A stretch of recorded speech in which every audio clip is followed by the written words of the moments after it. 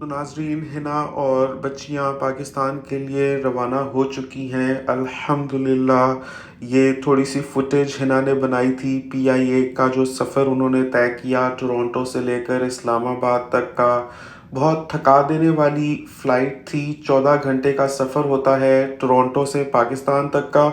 लेकिन सिर्फ ये 14 घंटे ही नहीं होते, इसके अलावा मज़ीद आवर्स भी होते हैं। जैसा कि आप जानते हैं, हम टोरंटो पियर्सन एयरपोर्ट पहुंच गए थे फ़्लाइट की टेक ऑफ से 4 घंटे पहले ही। और उससे भी जाहिर है कि 1.5-2 घंटे पहले से हम लोग घर से निकले हुए थे, क्योंकि टोरंटो पियर्सन एयरपोर्ट पहुंचना भी था। तो समझ लें कि 6 घंटे आप 14 आवर्स में ये ऐड कर लें तो 20 घंटे बन गए। और उसके बाद जब आप पाकिस्तान पहुंच जाते हैं तो फिर अपने luggage Are you excited? Suitcases collect करने में, बाहर Do you have निकलने में landed? जो वक्त लगता है और फिर सबसे Where do मिलने we land? मिलाने में, वो तो और भी ज़्यादा Where did we बहुत ही land? इमोशनल कैफियत होती है इंसान के ऊपर। पाकिस्तान। कहाँ हमने लैंड किया है? पाकिस्तान।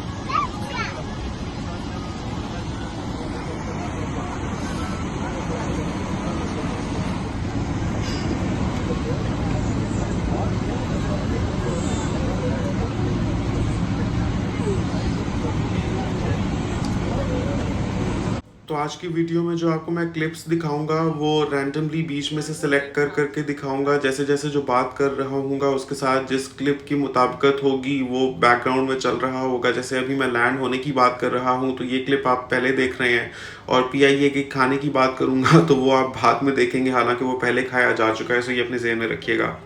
तो बहरहाल जब लैंड हो जाता है तो उस वक्त बड़ी एक बेसब्री बेताबी होती है इंसान की, तारी हो जाती है ऊपर के बस फ़ौरन से अपना लगेज उठाएं और बाहर निकलें, और बाहर जाकर अपने सूटकेसेस जल्दी से जल्दी बस मिल जाएं और बाहर निकलें। बस बाहर बाहर बाहर की इंसान को जल्दी होती है। और मुझे तो ये जल्दी होती थी जब भी मैं दुबई से भी पाकिस्तान आता था कि जल्दी से पाकिस्तान की जो हवा है वो खाऊं मैं, पाकिस्तान की ऑक्सीजन के लिए तरसे होते हैं हम। मतलब वो चीज़ें जो हम कभी अपने वहमो गुमान में भी नहीं सोचते, पाकिस्तान में रहते हुए उनकी भी ऐसे सोने के भाव वो तोली जाती हैं चीज़ें, और उनकी ऐसी कीमत हो जाती है। ये बात सच है कि नहीं? आपने भी कभी ऐसा महसूस किया है या नहीं? नीचे कमेंट्स में ज़रूर बताइए अगर आपने कभी भी सफ़र किया है बाहर के मुल्क से पाकिस्तान में। तो पाकिस्तान की सरज़मीन को टच करने का जो एहसास होता है, या वहाँ की हवा खाने और वहाँ पर लैंड होते वक्त जो कैफियत तारी होती है, वो नीचे कमेंट्स में ज़रूर शेयर कीजिएगा। और आगे बढ़ने से पहले इस वीडियो को एक थम्स अप दे दें, और अभी तक अगर आपने चैनल को सब्सक्राइब नहीं किया हुआ तो प्लीज़ सब्सक्राइब कर लीजिए। तो मैं वही बात कर रहा था कि बहुत ही थका देने वाला ये सफ़र होता है, और इसमें तो बिल्कुल भी रेस्ट तो हो ही नहीं पाता। कम अज़ कम आप इजीली 24 आवर्स लगा लें तो 24 घंटे से हिना और बच्चियां जागे हुए थे। हमें यही फ़िक्र थी कि क्योंकि बच्चियों को रात को उठा दिया था, क्योंकि रात को तो वो पूरा सोई होती हैं, तो हमने तो अर्ली नाइट ही निकलना था फ़्लाइट के लिए। जैसा कि आप जानते हैं कि हम 3:30 बजे घर से निकल गए थे, तो हमें यही परेशानी थी पूरी रात से भी बच्चियां जागी हुई होंगी तो चिड़चिड़ी हो सुभान जाएंगी। अल्लाह से स्पेशली जीनिया को तो फिर नहीं कंट्रोल किया जा सकता। जोहा तो माशाल्लाह फिर अब समझदार होती जा रही है। तो हमें ये था कि हिना अकेले ही बच्चियों को पाकिस्तान लेकर जा रही हैं, तो अल्लाह खैर करे, पता नहीं कैसे मैनेज करेगी रास्ते में। तो काफ़ी अपनी तरफ से तो हिफाजती इंतज़ामात इस तरह से किए हुए थे कि जीनिया के फेवरेट जो स्नैक्स हैं वो हिना साथ बना कर लेकर गई हुई थी। eggs and nuggets. Eggs and nuggets. Yeah, boiled eggs and nuggets.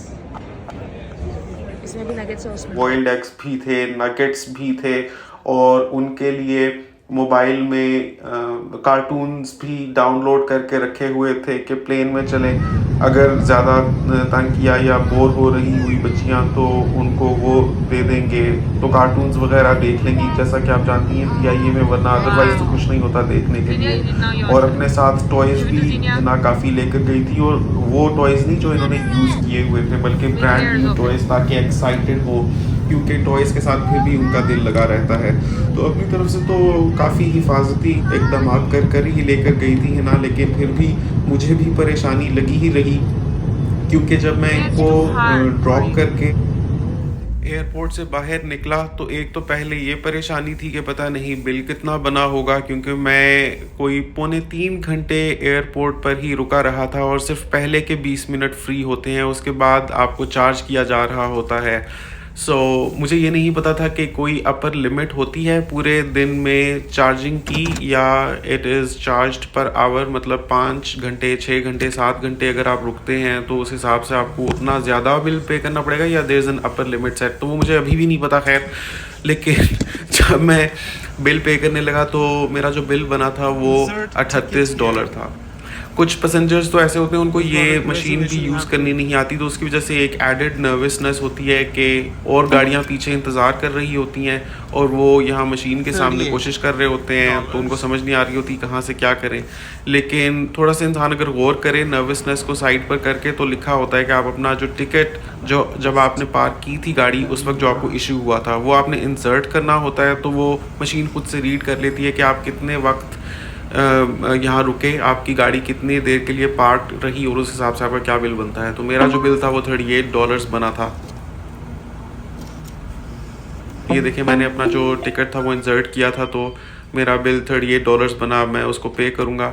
और फिर ये भी मुझे था कि अब वापसी का इतना लंबा सफ़र है, क्योंकि आप जानते हैं कई घंटों की मुसाफत है हमारे कस्बे तक टोरंटो पियर्सन एयरपोर्ट से। जैसा आप जानते हैं कि कनाडा में एक छोटे से कस्बे में रहता हूँ मैं, तो काफ़ी घंटे की ड्राइव होती है यहाँ से घर तक की। तो मुझे ये था कि मैं भी खुद पूरी रात का जागा हुआ हूँ, बिकॉज़ हमने कोशिश तो की थी कि पिछले शाम 7 बजे हम सो जाएं, या 7 बजे नहीं, सॉरी, इशा पढ़कर सो जाएं, विच हैपेंड अराउंड 9:30 AM।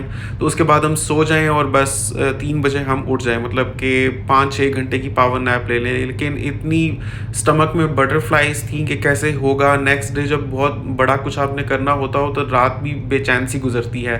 तो मुझे ठीक से नींद नहीं आई हुई थी। आप समझ लें कि मैं तो पिछले कोई 24 घंटे से जागा ही हुआ था। तो मुझे ये था कि अब वापसी का जो सफ़र तय करूँगा घर तक, एक तो एक इमोशनल बैगेज होगा कि पता नहीं कैसे मैनेज कर रही होगी हिना बच्चियों के साथ अकेले। और फिर आपको पता है कि जब नया नया इंसान ड्रॉप करके फिर ख़ुद अकेला उदास रह जाता है, बिकॉज़ ये लोग तो हमेशा ही मेरे साथ रहे हैं कनाडा में। I have not been in Canada without Hina and children. तो अब ये था कि मुझे नज़र आ रहा था कि कुछ अरसे के लिए मुझे अकेले ही रहना है। तो वो भी एक पूरा थॉट्स जो थी उन्होंने क्लाउड किया हुआ था मेरे माइंड को। और फिर रात का मैं जागा हुआ भी था और मैंने सिर्फ हाफ डे की लीव ली हुई थी। तो ये सारी चीज़ें मिलकर मुझ पर ना एक और ही कैफियत तारी कर रही थी। तो बड़ी मुश्किल से अपने आप को संभाल कर मैं ड्राइव करके मैंने कई घंटे तय करके जाना था।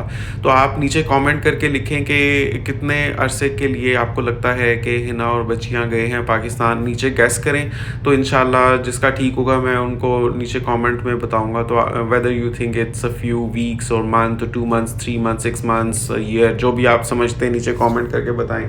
तो ये जो रोड है ना, ये 401 हाईवे है और यही एक लंबी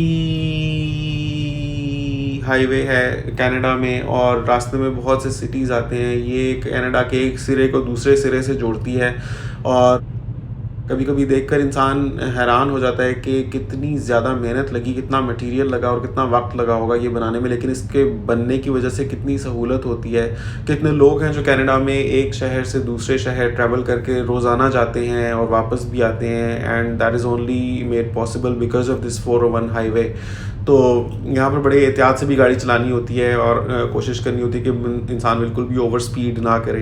तो मौसम काफ़ी अच्छा था। खैर, it was a very bright sunny beautiful day. और मैं जब अभी ये हाईवे पर जा रहा था तो उतनी देर में हिना और बच्चियाँ जहाज़ में बैठने वाले थे। मतलब जो वो ऑन बोर्डिंग एरिया होता है वो खचाखच भरा हुआ था पैसेंजर्स के साथ, इतना कि बैठने तक की जगह नहीं थी। तो कुछ देर में बस जहाज़ के अंदर बुलाए जाना था उनको, और वहाँ पर वो चल रहा था और यहाँ पर मैं वापस अपने शहर की तरफ जा रहा था। मैंने बस हाफ डे की ही लीव ली हुई थी। घर पहुंचा, बस 2 घंटे मैंने रेस्ट किया, उसके बाद मैं ऑफिस चला गया था और बाकी सारा वक्त मेरा ऑफिस में ही गुजरा था। तो ऑफिस के भी काम करने थे, साथ में ये भी परेशानी थी कि अब ये कहाँ पहुँचे होंगे, अब कहाँ पहुँचे होंगे। मतलब इनको जब सुबह 9:30 बजे जहाज़ टेक ऑफ किया तो मैंने अंदाज़ा लगाया हुआ था कि हमारे यहाँ कनाडा में अगले रोज़ के 12 बज जाएंगे रात के, मतलब डेट चेंज हो जाएगी तब इनका जहाज़ पाकिस्तान में लैंड करेगा। जहाज़ को 9:30 बजे टेक ऑफ करना था, वो वक्त पर टेक ऑफ भी नहीं हुआ बल्कि और मसाइल शुरू हो गए। मैं घर पहुंचा तो हिना का व्हाट्सएप पर मैसेज आया हुआ था, मैं आपको दिखाता हूँ। तो जब इनको छोड़कर मैं घर आया तो मैंने सुकून का सांस लिया, चलो खैर खैरियत से सारा सफ़र भी तय हो गया और इनको भी मैंने ड्रॉप कर दिया। तो क्या देखता हूँ व्हाट्सएप पर मैसेज आया हुआ है, हमारी रवानगी में दुश्वारी है जिसकी वजह से कुछ पैसेंजर्स को ऑफलोड किया जा रहा है। तो ये मैसेज हिना ने किया हुआ था, तो मैं तो परेशान ही हो गया। मैंने कहा ऐसी कौन सी दुश्वारी है कि पैसेंजर्स को ऑफलोड किया जा रहा है, क्या उनको जाने नहीं दिया जाएगा या टेम्पररी कोई सीट अरेंजमेंट है जो करनी है, वक्ती तौर पर उतार रहे हैं और फिर से उनको बिठा देंगे, या सामान रखना है, या क्या मसला हो गया है। तो कुछ समझ नहीं आ रही थी तो मैं तो परेशान हो गया। तो हिना बता रही थी कि ये अनाउंसमेंट हुई है, तो पीआईए से जा रही थी। हम दुआ कर रहे थे कि अल्लाह करे कि सब खैर खैरियत हो और बखैर आफ़ियत हिना पहुंच जाए। तो बहरहाल फिर उसके 15 मिनट बाद मैसेज आया था कि we are flying, take off हो रहा है। मुझे नहीं पता वो मसला कैसे रिज़ोल्व हुआ या क्या इशू था, उसकी डिटेल्स मेरे पास नहीं है, लेकिन बहरहाल मैंने पूछा था कि किसी को उतारा, तो कह रही थी कि किसी को उतारने की ज़रूरत नहीं पड़ी, बहरहाल मसला रिज़ोल्व हो गया था। तो बस आखिरी मोमेंट्स थे कनाडा में, तो मुझे अल्लाह हाफ़िज़ कह रही थी। हिना पर भी बहुत ही जज्बाती कैफियत आ रही थी। ज़ाहिर है वो भी सोच रही होंगी अब पता नहीं कितने अरसे के लिए मैं जा रही हूँ पाकिस्तान, फिर कब मुलाकात होगी। एक तो उस मुल्क से भी उन्स हो जाता है जहाँ आप आए होते हैं और इतना अरसा रहे होते हैं, फिर ज़ाहिर है शोहर से दूर जा रहा हो इंसान तो परेशानी तो होती ही है। तो बहरहाल मैंने कहा अल्लाह हाफ़िज़, ख्याल रखना, अल्लाह करे कि खैर खैरियत से ये सारा सफ़र तय हो जाए, मैं यही दुआ कर रहा था। 9:30 बजे जहाज़ ने टेक ऑफ करना था, जहाज़ टेक ऑफ भी नहीं किया। 9:30 बजे, 10:15 बजे तक तो हिना मुझसे ही बात कर रही थी। तो ये भी परेशानी थी कि अब इनको तो मैं छोड़ आया हूँ एयरपोर्ट पर, अल्लाह जाने कब जहाज़ एक्चुअल में टेक ऑफ करेगा। बहरहाल 10:30 के करीब हिना का मैसेज आया, अल्लाह हाफिज़, अब अनाउंसमेंट हो गई है कि जहाज़ टेक ऑफ करने लगा है। तो फिर जहाज़ टेक ऑफ कर गया, बस उसके बाद राब्ता नहीं हुआ हिना से अगले रोज़ तक। तो सारा दिन यही परेशानी थी कि रास्ते में बच्चियों ने तंग ना किया हो, पता नहीं कैसा सफ़र गुज़र रहा होगा।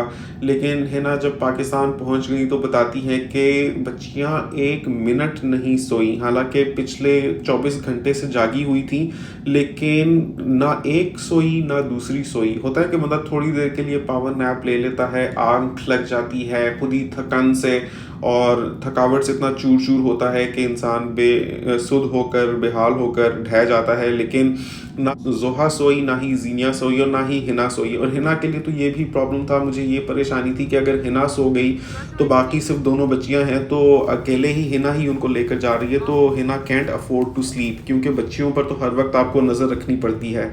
इसी तरह से कभी वॉशरूम अगर जाना हो तो पीछे से बच्चियों को कौन संभालेगा, क्या जोहा के पास छोड़कर जाएगी या किस तरह से अरेंजमेंट होगा। बहरहाल सारी चीज़ें मैनेज हो गई। वही बात है, अल्लाह ताला जब एक इम्तिहान में डालता है तो उसके मुताबिक हिम्मत भी दे देता है। तो समहाउ अच्छे तरीके से मैनेज कर लिया हिना और बच्चियों ने। और मैं तो ये हैरान था कि कोई भी इनमें से सोया नहीं, किसी को ऊँघ आई ना नींद, तो वो बहुत ही बड़ी बात थी। रही बात पीआईए की सर्विस कैसी थी, तो पीआईए की सर्विस अच्छी होती है, मतलब can be better in a lot of ways, लेकिन ऑनेस्टली इट्स स्टिल लग्जरी के एक ऐसी फ़्लाइट है अभी भी चलती पाकिस्तान से और कनाडा से पाकिस्तान तक, जो डायरेक्ट आपको पाकिस्तान पहुंचा देती है। ये बहुत ही बड़ी बात है। मतलब और एयरलाइंस हैं डेफिनेटली जिनकी सर्विसेज और भी बहुत अच्छी हैं और वेल मेंटेन्ड है, लेकिन फॉर द मेयर फैक्ट कि ये डायरेक्ट लेकर जाती है टोरंटो से इस्लामाबाद, ये बहुत ही वेटी फैक्टर है और बहुत ही बड़ी बात है, क्योंकि जब आप डिसाइड कर लेते हैं कि आपने कहीं जाना है तो बस यही जल्दी होती है कि अब मैं जल्दी से जल्दी वहाँ पहुँचूँ। फिर दिल नहीं लगता अगर रास्ते में स्टॉप ओवर्स हो, चाहे अच्छे से अच्छा खूबसूरत से खूबसूरत एयरपोर्ट हो जिस पर आप स्टॉप करें, जैसे दुबई का एयरपोर्ट या अबू धाबी का एयरपोर्ट, दिल नहीं लगता उसमें। सिर्फ यही लगता है बस ये घंटे भी गुजरे और दोबारा से जहाज़ पर हम बोर्ड करें और पहुँचे जहाँ हमने डेस्टिनेशन पर पहुँचना है। तो पीआईए की यही बात है कि डायरेक्ट लेकर जाती है, तो इसी वजह से हमने इसको सिलेक्ट भी किया था। वरना मैंने हिना से कहा था कि और भी ऑप्शंस हैं, उनकी सर्विसेज हो सकता है और भी अच्छी हों, लेकिन हिना कह रही थी नहीं मुझे डायरेक्ट पहुंचना है, स्पेशली मेरे साथ बच्चियों की ज़िम्मेदारी है, तो मैं बस एक ही दफ़ा कड़वा घूंट पीकर जैसे तैसे करके जागती रहूँगी और इनको मैं लेकर जाऊँगी। तो सफ़र का आगाज़ तो बहुत ही अच्छे नोट पर हुआ। हिना ने बच्चियों के लिए टॉयज़ निकाल दिए तो उनकी तो खुशी की कोई इंतहा नहीं थी। और ख़ास तौर पे हिना अपने साथ लॉलीपॉप्स लेकर गई थी क्योंकि ये सोच रही थी कि जब जहाज़ एल्टीट्यूड पर जाएगा तो फिर एयर प्रेशर का डिफरेंस हो जाता है और कानों पर प्रेशर पड़ता है, तो लॉलीपॉप अगर चूसती रहेंगी तो हो सकता है कि थोड़ा कम इफ़ेक्ट हो। आई डोंट नो इसकी कोई साइंस है या नहीं, कोई फ़र्क पड़ता है या नहीं। बहरहाल लेकर गई थी हिना अपने साथ और बच्चियों को, वो तो बहुत ही मज़ा आया। तो उसके बाद थोड़ी ही देर गुजरी थी कि खाना सर्व कर दिया गया। मैं आपको दिखाता हूँ। तो ये थोड़ी सी हिना ने फुटेजेस बनाई थी, आप खुद ही सुन लीजिए।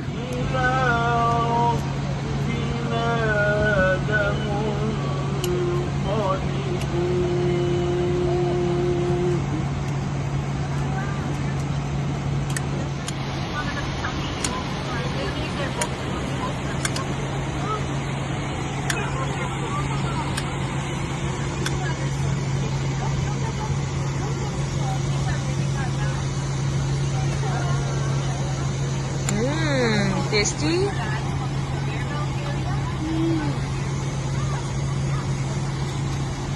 तो भाई ये भाई से दिखाना बाबा को।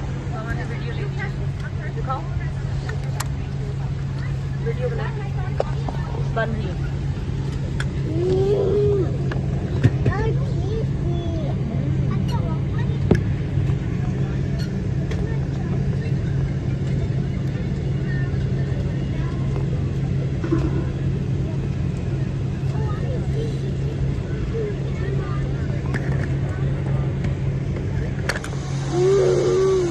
Yummy? Yeah. Show me the Spider-Man. Look at mine. Show me the Spider-Man. It's so yummy. What's yours? Paw Patrol. But I hate Paw Patrol. And what's yours? Try me out. Spider-Man. And open it up. Look, we open it like this. Look. Yeah. Look, Mama, we open it like this now. And we can open it another way. It's like तो lollipop का like lollipop था और this, खिलौने का खिलौना था। दोनों बच्चियां उसके साथ खेल रही थी। इतनी देर में जहाज़ में हिफाजती तदाबीर की वो जो शुरू में डेमोन्स्ट्रेशन होती है वो दे रहे थे कि अगर कोई मसला होता है तो ऊपर से ऑक्सीजन मास्क ड्रॉप हो जाएंगे, आपने ऐसे पहनना है, ऐसे पहनना है। वैसे मुझे कभी भी ये चीज़ें याद नहीं रहती कि हाँ, इतना तो इंसान याद रख ही सकता है कि बवक्त ज़रूरत अगर ऊपर से कोई मास्क गिरेगा तो उसको पहन ले, लेकिन उससे बढ़कर जो बाकी चीज़ें बताते हैं कि खुदा न खास्ता हंगामी सूरत हाल में जहाज़ का इमरजेंसी डोर खुलेगा तो आपने इस तरीके से बाहर निकलना है या कैसे वो पैराशूट्स पहनने हैं। आई डोंट नो, वो चीज़ें मुझे कभी भी याद नहीं रहती।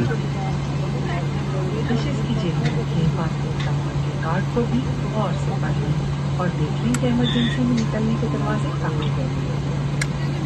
टेक ऑफ करने के वक्त खिड़की पर देखते रहिए। हंगामी हालत की सूरत में आगे की तरफ झुकें और हिफाजती बंद बांध रखें जब तक जहाज मुकम्मल तौर पर रुक ना जाए। फिर हिफाजती बंद खोलें और नोकदार एड़ी वाले जूते उतार कर दरवाजे की तरफ जाएं। शुक्रिया। Oh, this is not working. Ladies and gentlemen, Seatbelt बांध दी है? सीटबेल्ट बंद हुई है?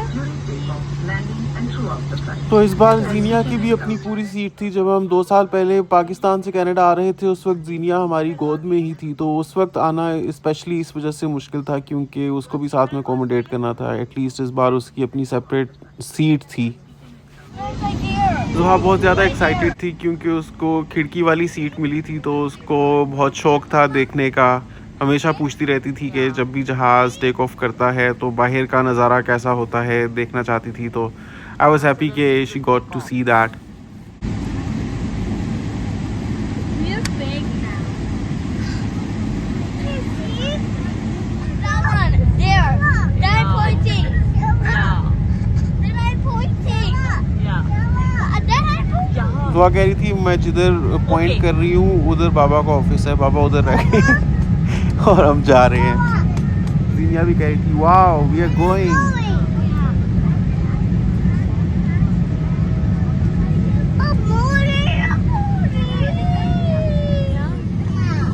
How's it?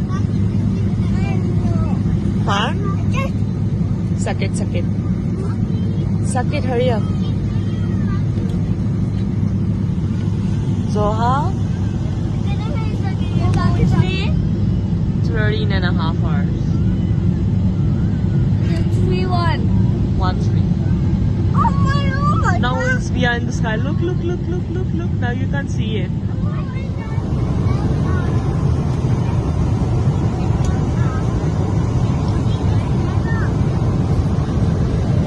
तो इना बताती है जब सारे मुसाफिर सेट हो गए थे और थोड़ा वक्त गुजर गया था तो जल्दी ही खाना आ गया। तो पीआईए की फ़्लाइट में जो जो खाया पिया था वो तो आपको दिखा ही दिया है। और जब मैं भी आया था अभी से 2 साल पहले पाकिस्तान से कनाडा, तो पीआईए का जो खाना था प्रेजेंटेशन वाइज ठीक था लेकिन टेस्ट कोई ख़ास नहीं था। मतलब आप समझ ले 5 आउट ऑफ 10 ही मैं उसको मार्क्स दूंगा। मतलब spices were not up to our taste, लेकिन मैं समझ सकता हूँ कि उन्होंने तो इकट्ठे ही बनाया होता है सब तरह के पैसेंजर्स के लिए। फिर कोई हल्की मिर्च खाता है, कोई तेज़ मिर्च खाता है। प्रेजेंटेशन तो अच्छी है वैसे व्यूअर्स, बुरी तो नहीं है। क्या कहेंगे आप, कितने मार्क्स देंगे 10 में से प्रेजेंटेशन को? नीचे कमेंट्स में बताएं, प्रेजेंटेशन लिखें और मार्क्स दें आउट ऑफ 10। मेन कोर्स भी है, सैलेड भी है, मीठा भी है, चाय भी है, ड्रिंक्स भी थी, तो सारी चीज़ें तो हैं ही। अब वो और बात है किसी को क्या पसंद होता है, किसी को क्या पसंद होता है। नॉट बैड यार। क्या कहेंगे व्यूअर्स, नीचे कमेंट्स में बताएं। 2 साल पहले जब मैंने ट्रैवल किया था पाकिस्तान से कनाडा, तो खाने के अलावा मील्स में जो स्नैक्स वगैरह, डोनट्स वगैरह भी सर्व किए थे। और जो इनके डोनट्स या जो सैंडविचेस वगैरह भी थे वो भी बहुत ही ज़्यादा मैदा सा था और उसमें बटर तो ना होने के ही बराबर था, तो ऑयल शायद यूज़ किया हुआ था। सो इस वजह से इट्स नॉट द बेस्ट और द टेस्टीएस्ट फूड और मील्स, लेकिन प्रेजेंटेशन ठीक होती है और आपका खाने पर तो इतना कोई ख़ास फोकस नहीं होता। सबको यही होता है बस जल्दी से अपनी डेस्टिनेशन पर पहुँचे, तो बस ध्यान बटाने के लिए ही मैं तो समझता हूँ कि जो मील्स आते हैं। जब लंच सर्व हो गया तो उसके बाद फिर लाइट्स ऑफ कर दी गई थी ताकि मुसाफिर अगर थोड़ी बहुत नींद कर सकें तो सो जाएं।